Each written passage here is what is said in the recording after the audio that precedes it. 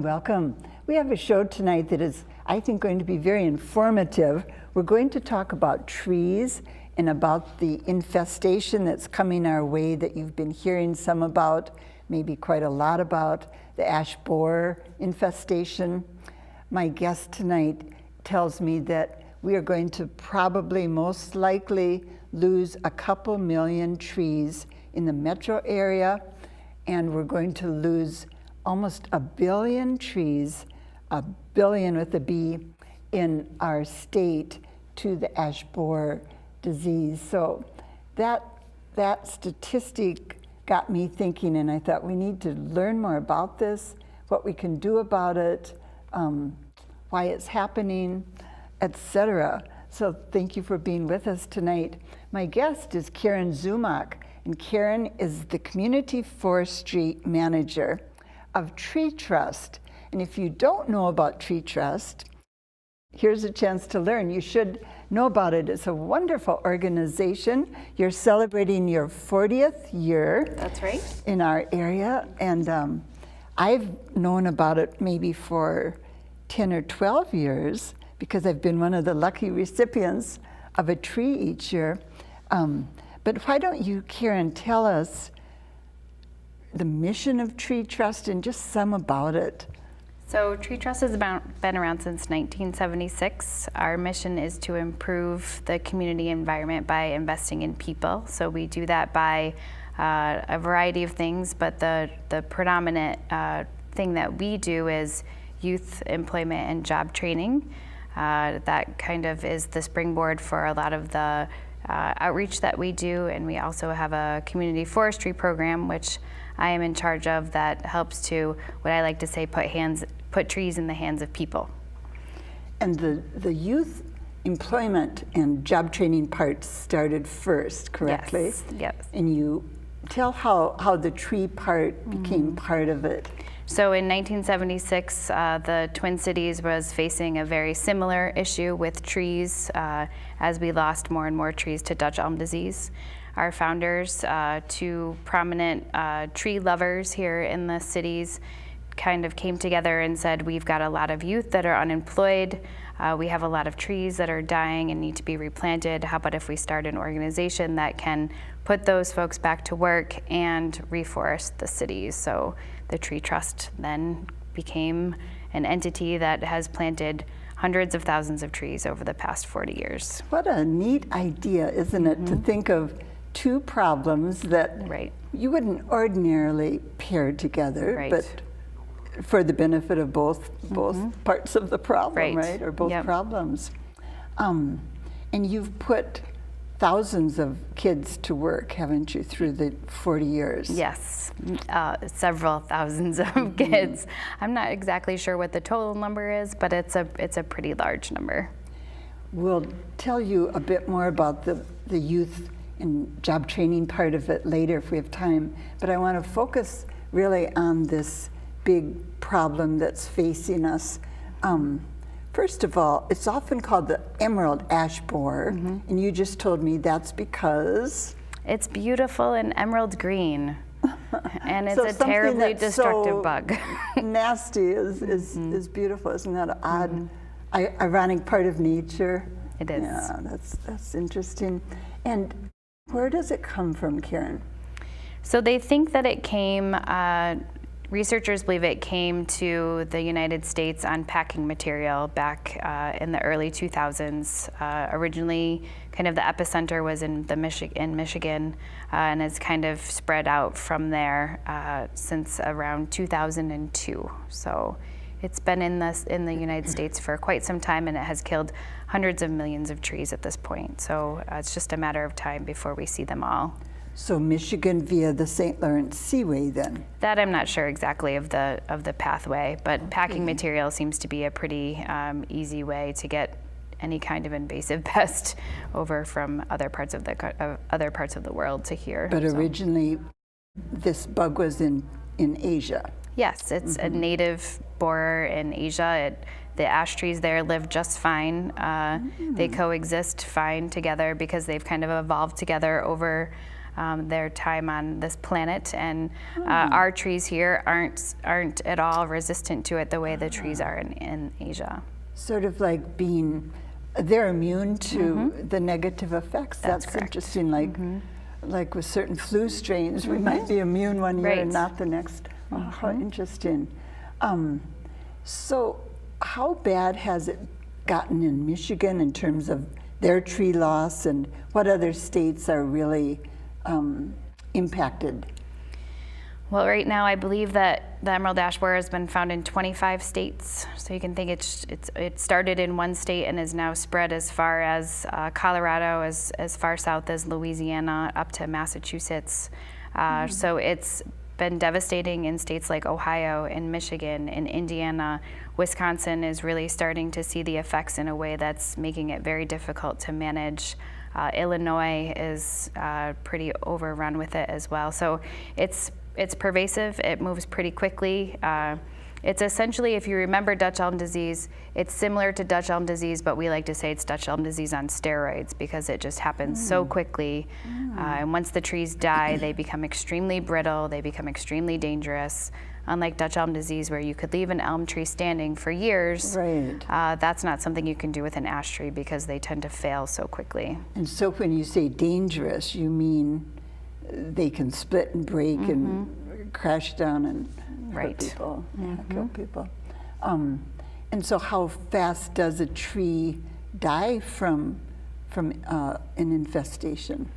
So the problem with it is that it's really hard to identify when your tree is infested. There's a few things that we can do to kind of key into it by looking at woodpeckers, if you can believe that. Woodpeckers are a really great identifier because they tend to eat the larvae that sit underneath the bark of the tree. But aside from that, there are so many things that affect ash trees that it's really hard to say, that tree right there with those branches that are dying definitely has emerald ash borer. It may become more and more likely now, but in the early infestation period, it's pretty difficult to find definitive signs of emerald ash borer. So with that being said, it's one of those things that can take from when you find it. You know, I've seen streets in Toledo, Ohio that went from perfectly green and beautiful to overrun and dead in 3 years. So it's an unfortunate reality. Yes.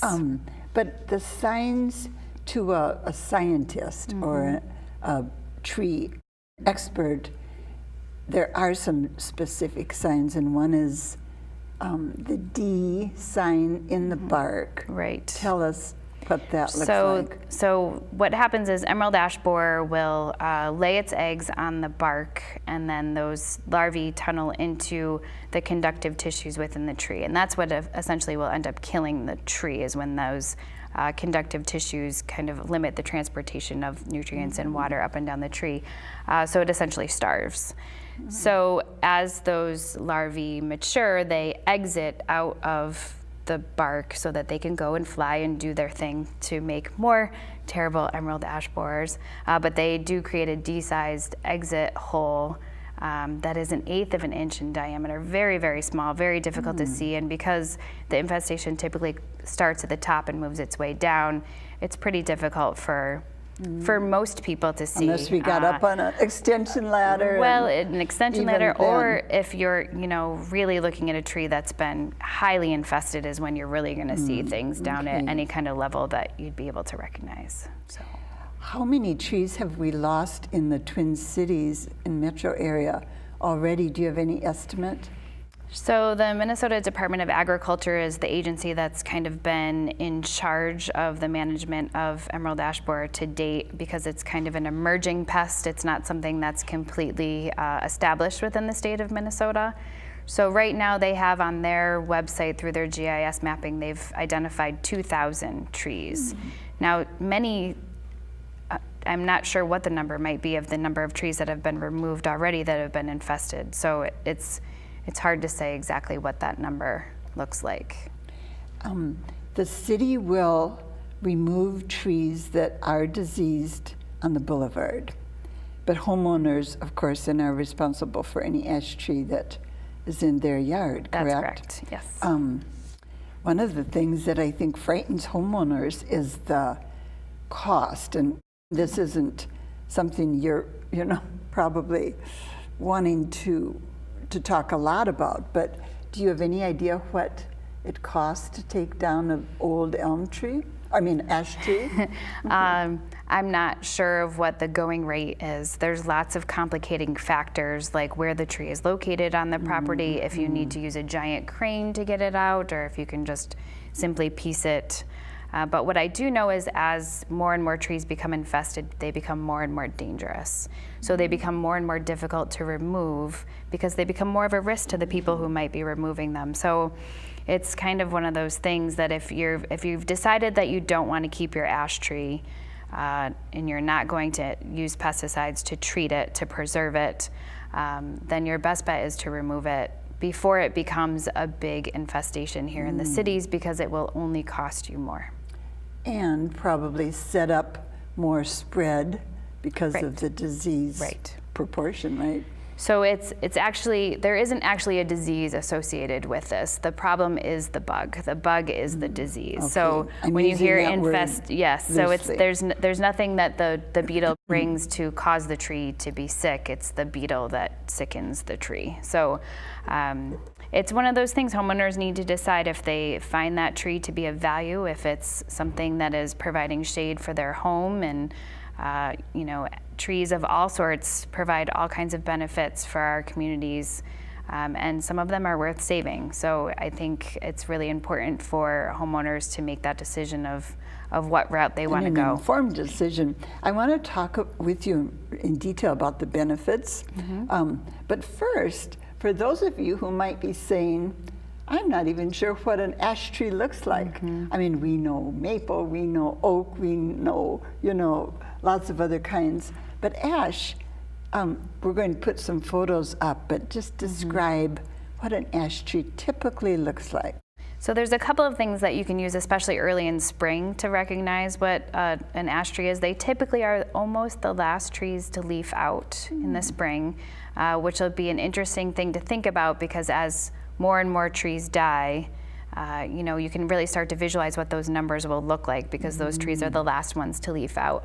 But they also have a very distinct X mark on the bark. So kind of if you squint your eyes a little bit when you're looking at the tree, if you can really see some clear X's, almost like an alligator, that's a sure sign of an ash tree. They also have... So the bark is kind of ridgy, isn't it? It's ridgy, and it's kind of in an X or diamond pattern.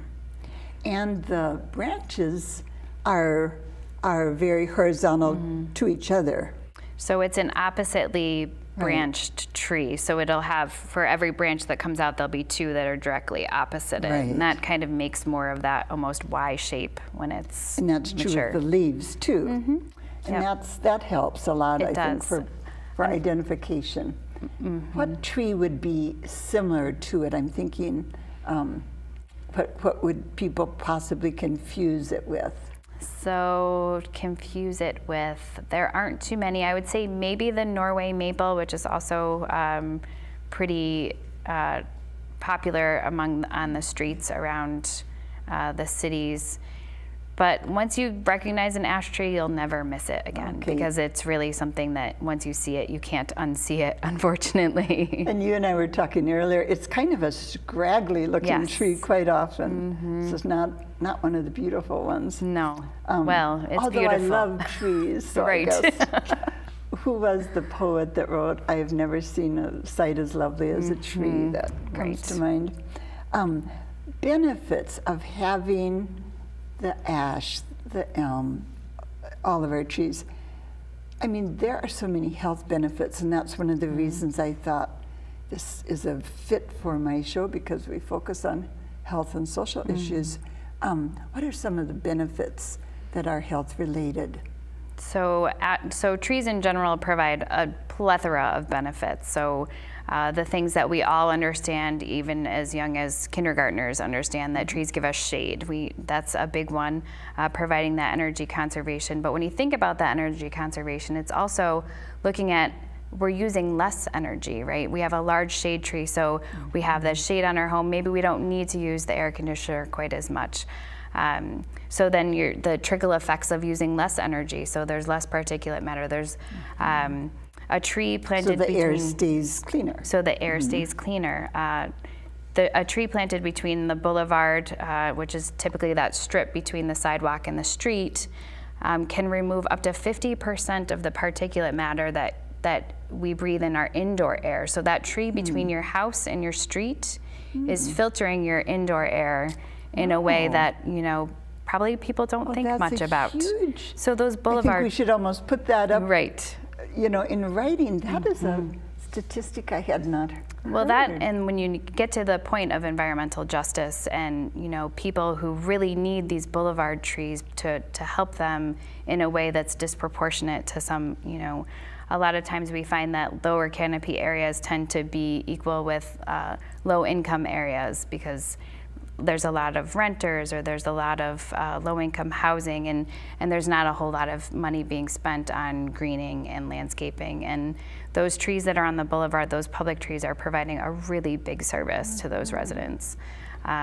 There's been research that shows that when trees die, people die. After emerald ash borer came through Michigan, there was compelling evidence to say that the loss of those trees caused or had some sort of effect on nearly 6,000 people who had passed away during that time through respiratory illness and cardiac situations because of the dirtier air. So we know that trees have tons of benefits. They provide they increase your property value, increase your property value by up to 10%. A mature ash tree can absorb nearly 2,000 gallons of stormwater. That's 2,000 gallons of water that isn't going directly into our storm sewers. They're a piece of green infrastructure that need to be maintained and need to be kept up, but they do actually increase in value over time, which is something that we can say there's nothing else that really does that within our municipalities. So they're a good investment. And an ash tree would live, if it's healthy, about how long? I'm not sure of the exact answer of that, but I would say anywhere between 50 and 100 years. Because I did read some are 100 years old in northern Minnesota. So the benefits are many, taking up carbon dioxide, of course, too. Northern Minnesota versus southern Minnesota in terms of this problem. The show goes to all of Minnesota.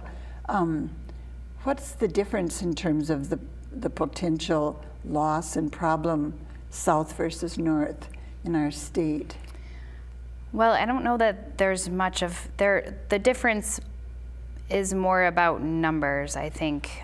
There are some communities in northern Minnesota where their public trees comprise 50% of the population of trees. So those communities will see a really big loss when they lose those trees.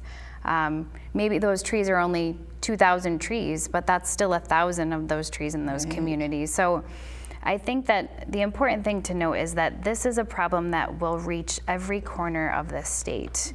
And these ash trees are part of every landscape within our state. And I think it's really important for people to understand, not just at the homeowner level, but also at the legislative level, that this is a problem that isn't going to go away. And we really need to figure out solutions to help manage this infestation in a way that doesn't become a completely reactive, environmentally destructive process. So what are the possible solutions? Well, the solutions, the only one that we have right now is that Minnesota has a chance to do it differently, has a chance to deal with emerald ash borer in a way that's completely different to any other state, because we are the beneficiary of 10 years of infestations elsewhere. So there's been tons of research that have happened. There's great research that's showing that there are some trees that can be resistant to it, the Asian varieties of ash trees. So that's one thing we can think about. There's in terms of replanting, you mean? In terms of replanting. Okay. There are pesticide treatments that have been shown to be effective. They're the only thing that will actually remove the pest in a way that is effective and can actually provide benefits to not just the tree that's treated, but also the trees around it, much like a vaccine might do. So creating that notion of herd immunity. So because the adult beetles feed on the ash leaves, when they feed on those beetles, they also die because of the pesticide, which is gone all the way up and down the tree. And then obviously those beetles die, so they aren't able to go reproduce and infest more trees. So it's an option without, with of course a bit of controversy depending on the type of pesticide that you use, but there are some lower level pesticides that have shown great promise. There is no zero risk, of course, unfortunately, but we do know what we lose when we lose a lot of trees, and I think that's really where we have to kind of weigh those pros and cons in a way that are thoughtful. No one's expecting to have every single tree treated and saved for the remainder of its life.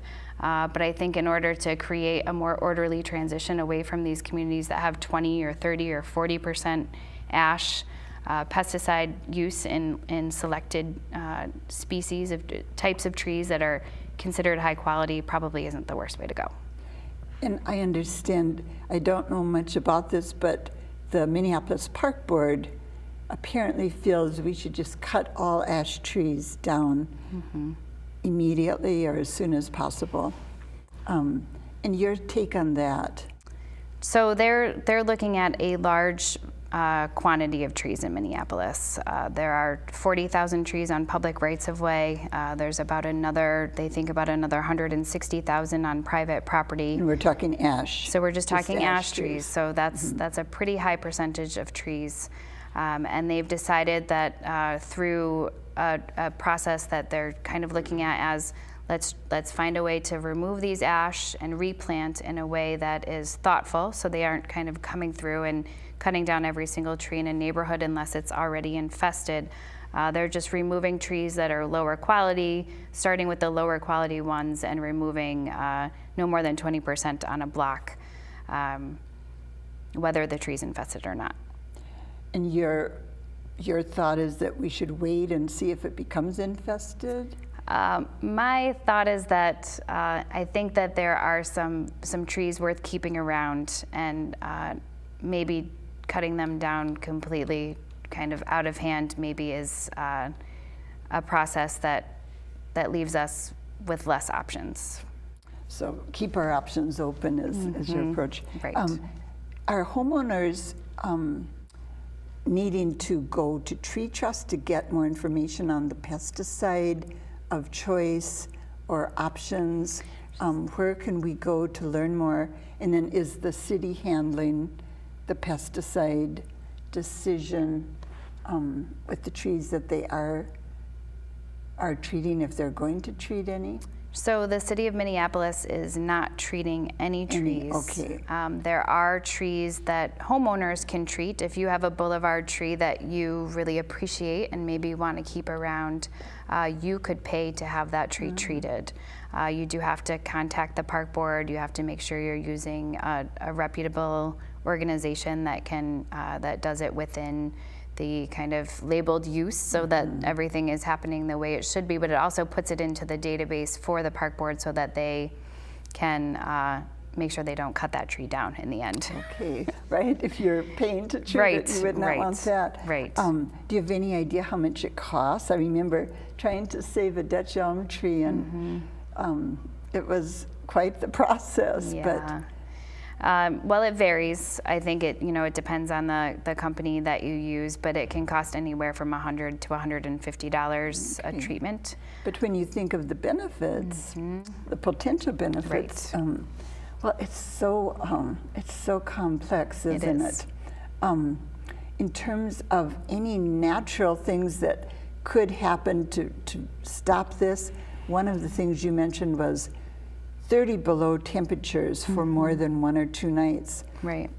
I don't think we're going to get that this year. Definitely not this year. At least I hope not, because that'll mean it'll be happening in March. So, but that would be a plus for the stopping of the bug, wouldn't right. it? So a couple of years ago when we had the polar vortex, the new name of cold temperatures in the winter, I think, we did see some mortality within trees where the ash larvae or the borer larvae were.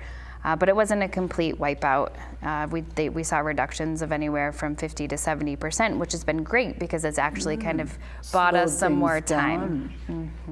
So those of you who hate cold weather, here's something to Right. think about next winter that might be a positive, Right. or would be a positive, not might. We want to give you some information so that if you would like to learn more, and I think we've covered a lot fast here, the first place is to go to Tree Trust's website, and it's very easy to remember, www.treetrust.org. And then you said you'd be kind enough to take emails Yes. with questions, Karen. So give us your email address.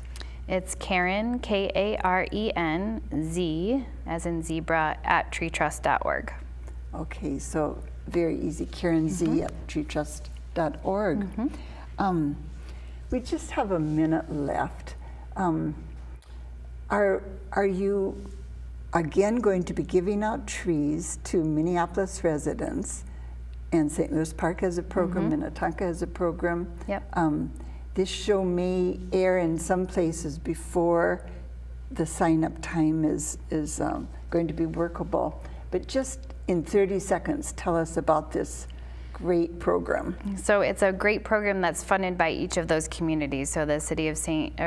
Louis Park, the city of Minneapolis, and Minnetonka all are funding these programs to help private property owners reforest their communities. So it's a great way to get an increase of tree canopy within the community without really increasing the maintenance costs for the city. So it's a kind of one and done thing for the city. And to date, we've put about 14,000 trees in the ground in Minneapolis because of this great program that's been funded by them for over 12 years now. It's a beautiful, wonderful program. It really is. Win-win. It costs about $25. $25, yep. For a homeowner. You can get one tree a year. I've gotten several, and I just love to watch them grow, and I love the program. Well, thank you so much, Karen. Thanks for having me. Coming down and helping us understand this big problem. Great. Best of luck to you and Thank you. your educational venture with it. Thanks. Thank you for being with us. I'll be back again next week. Until then, have a good week and check out treetrust.org. Bye-bye.